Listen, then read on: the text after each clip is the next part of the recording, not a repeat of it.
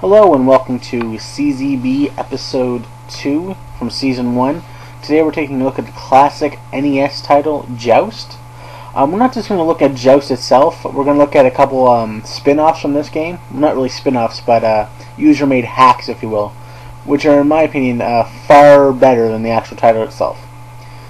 The basic point of Joust is to fly your ostrich around the level, and you take out the other characters who also happen to be riding ostriches. After you take them out, they'll drop eggs. You pick up the eggs, you get more points. As you can see, I just cleared wave 1. We're going into wave 2 here. All the waves are pretty much the same. You'll get more characters as you go through. They'll get faster, stronger, but really it's pretty much the same gameplay over and over and over again. The faster you kill opponents and collect the eggs, the more points they're worth. It's kind of like stringing together combos in a fighting game.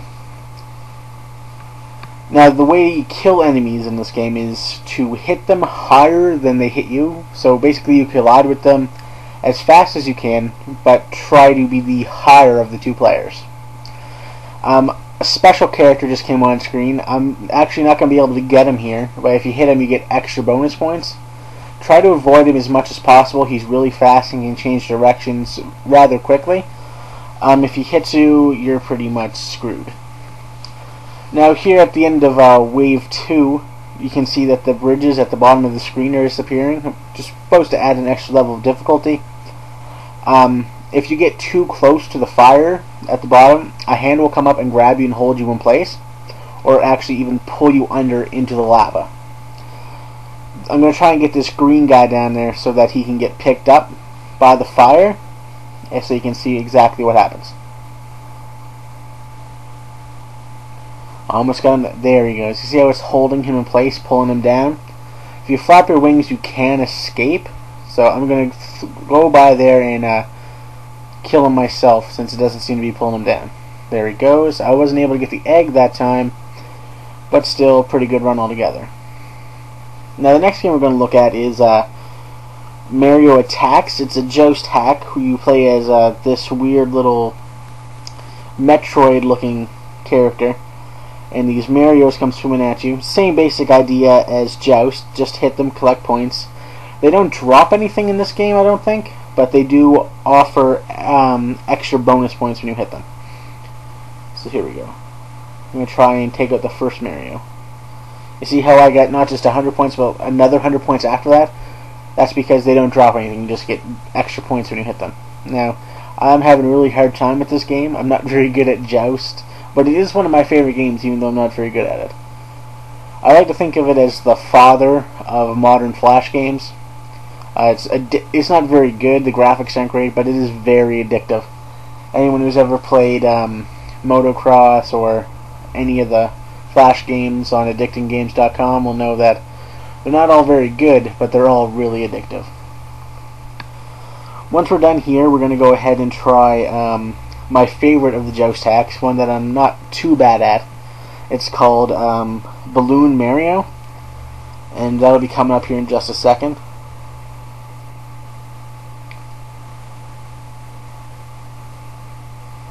You see that Mario actually did drop something. I didn't notice that when I was playing through the first time. I'm going to pick it up and look, 7,000 points. As you can see, the levels in this game are exactly the same when you get to wave 2. The fire eats out the bridges. And we're going to switch over to Balloon Mario now. We're starting here on one player. Unlike the other Joust game, you actually get 2 hits instead of 1 here. So if they haven't taken out your balloon, you don't die automatically. You have another balloon that you can fly around on. Now, the object of this game is to take out their balloons, and they'll go to parachute mode, and then you can take them out to get extra points. Now I just picked up an air balloon, which is basically 500 bonus points. You see I just took out the guy that was standing there. Later on in the game, as you progress, the enemies that fall down and touch ground will be able to respawn, I guess, rebuild the balloon slowly, and fly back up in the air if you don't go down and get them soon enough. Now on this level we have some darker green characters that are worth more points than the other ones. As you see, I just got 1,500 for killing that one. I'm going to try and get as many points here as I can. Now, I just lost a balloon, and you can see that I didn't fall down. I don't move any slower. In the top left-hand corner, underneath the score, you can see that there's 2 balloons still. That just means that I have 2 extra lives. In this game, the clouds and the environment can be pretty dangerous. They shoot out thunderbolts and lightning bolts. Moving on to phase 3 here.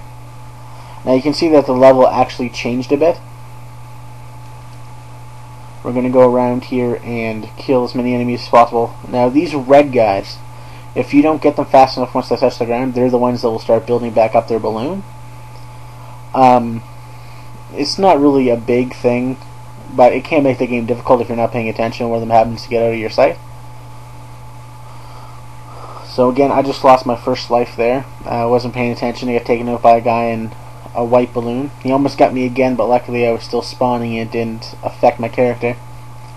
Now I'm flying around this level trying to take him out, and once I do, I believe the next round is a bonus round. We'll talk about that once we get there. Yeah. Now see, balloons are going to start shooting out of these tubes here, and you want to destroy as many of them as possible. All you have to do is run into them, jump on them, whatever you can do.